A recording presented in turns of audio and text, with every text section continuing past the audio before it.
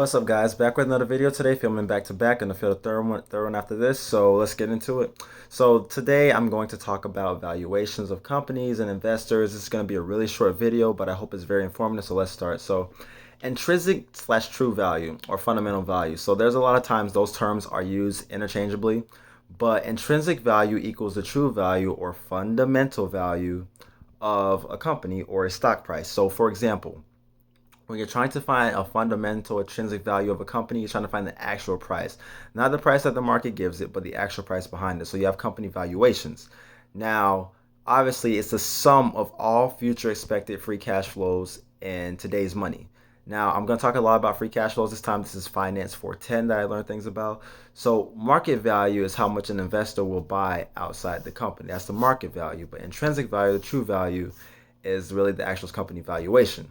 So let's get into investors. So you have retail versus institutional investors. Now, I've been pretty heavy on this subject because I want people to understand, look, number one, when you're investing in the stock market or wherever you invest in, you have to be institutional. You can't be retail. You can't go off of what other people say. You can't always follow what people on Reddit say, people on Instagram, Twitter, Snapchat, and that is no knock to people that have knowledge in this stuff. But as we know that there are financial advisors that are licensed out here, there are people that are taken a lot of classes in school and know what they're talking about.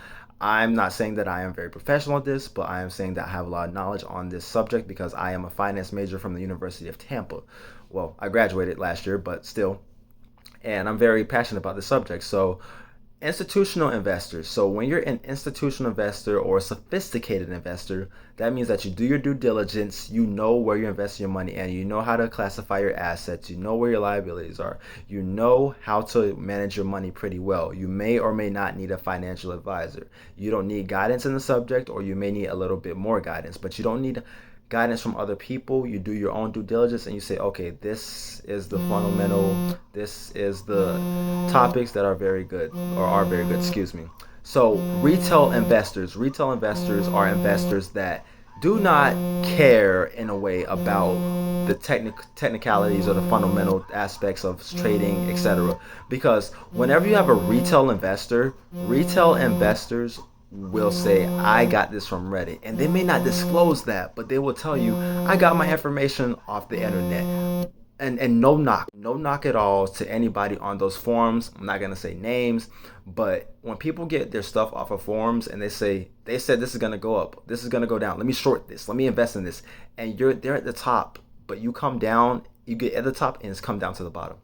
You lost your money because you're following people. You're not following financial professionals. You're not following people that study this, that care about this. They're just people that may day trade. And yes, day traders do make a lot of money sometimes, but at the same time, if you are starting out and you are a retail investor, you have to educate yourself to become an institutional investor, a sophisticated investor, so that way you can understand, where do I need to invest? How do I need to invest? Why am I investing? You just don't go to say stock market is a casino. It's a gambling thing. No, you have to be smart about this, because if you invest in penny stocks, if you invest in anything that does not have a fundamental value, something that's worth it on the stock market, you are going to burn your money. It's basically you're throwing your money into the fire and saying, screw it.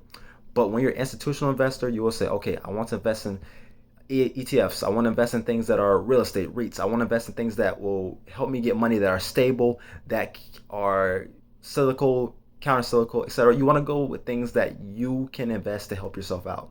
You don't want to just go after capital appreciation, because that will burn you heavily. Okay, let's talk about companies. So companies have three items. They have capital budgeting, capital structure, and working capital management items. So we're talking about project valuations for capital budgeting. So you evaluate the size, timing, and risk of future cash flows.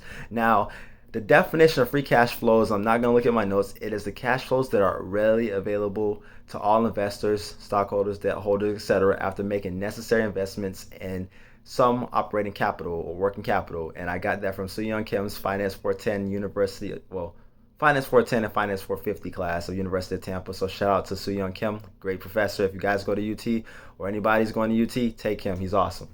But Capital budgeting. So your project valuations. Companies have to make projects because they are a company. They have to build, they have to grow. So when you have a project, you evaluate the project, you evaluate the size. Is it profitable? Is it worth it? The timing of it, because timing is so key when it comes to a company. Think of yourself as a company, okay?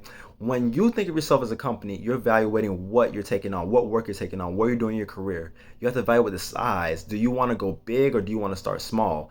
Do you have timing that's right? Do you want to do it now? Do you want to do it later? Because sometimes now is not the best timing. Maybe later is, or maybe later isn't the best timing. Sometimes you got to do it now. And the risk of those cash flows. So what if you're investing yourself, you're investing your time, not just money, but time into items. You're doing a capital budgeting on yourself. Therefore, you will say, well, my risk is not that high. I'm very risk averse. I don't want to do anything involved with risk. That's what you may tell yourself. But as a company, if you don't take a risk, you're not going to grow. It's simple as that. You can start small and keep going small, or you can start small and kind of just level up like this, and like that, and then you get to the top. But it's all about how you budget yourself. So not just money, but time, because time is money, but time is also what we cannot get back. So use it wisely, just like you want to use money wisely, capital budgeting. Then you have capital structure, which is the mixture of debt and equity by firms, so the financing decisions. So what are you going to invest money in? Are you going to take some debt? Because some companies can have a tax shield when they incur more debt, but at the same time, you have to understand when you buy yourself as a company or just a company in general, do you want to take on more debt? Will that be profitable for you? Well, you have enough leverage, but will that leverage be helpful for you to gain more money? Working capital, firms' short-term assets and liabilities, so day-to-day operations, so day-to-day cash.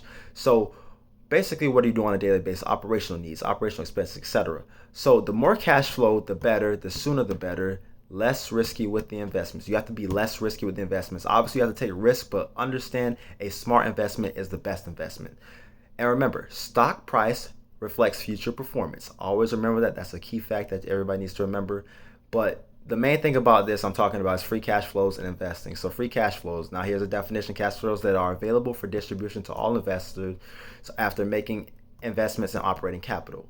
So once you have your free cash flows, you can understand where to distribute your money, and then you go from there. So guys, hopefully that this was very informative. It's short, but I want to make sure we grasp the concept of company valuations and being an investor.